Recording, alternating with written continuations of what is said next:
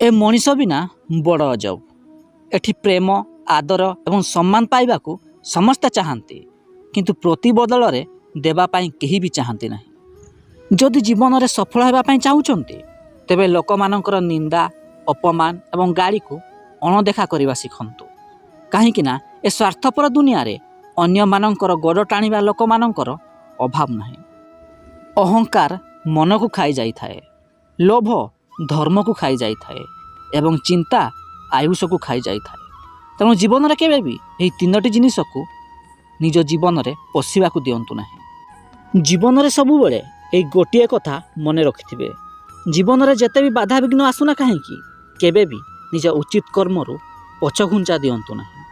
कहीं जदि आपण कर्म ठीक थिबो ना तेरे भाग्य सबु बेले आपणक पाखरे ही रही थाए।